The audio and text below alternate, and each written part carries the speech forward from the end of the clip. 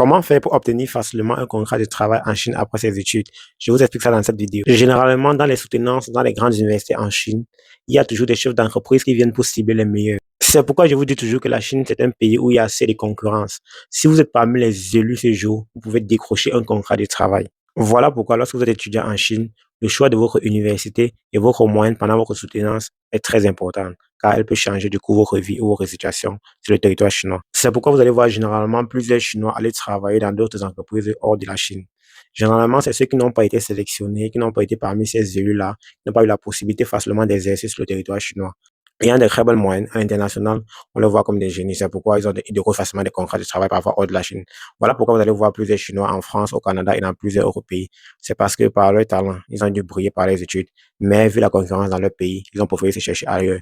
D'autres, c'est généralement parce qu'ils ont eu une offre meilleure à celle qu'on leur proposait dans leur propre pays qui sont partis. Donc, c'est pourquoi vous allez voir la plupart des Chinois travailler aussi à l'extérieur. Donc, arrêtez de dire que les Chinois fuient leur pays pour aller ailleurs, machin truc. Parfois, c'est parce qu'ils ont trouvé une meilleure offre. Et d'autres, généralement, parce qu'ils fuient la concurrence. C'est pas la blague, parce qu'ils savent que chez eux, il faut donner le meilleur de soi pour pouvoir mériter. C'est pourquoi même en tant qu'étranger, vous pouvez décrocher un contrat de travail en Chine.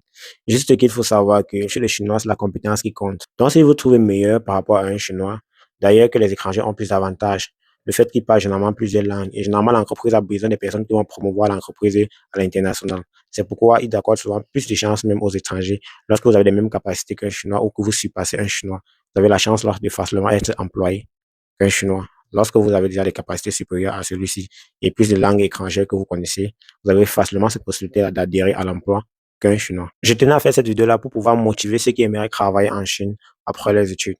Donc, ils doivent savoir que lors de leur cursus scolaire, c'est où tout est joué. Ça veut dire, si vous voulez travailler en Chine, pendant votre cursus scolaire, vous-même, vous avez à déterminer si vous devez travailler ou non.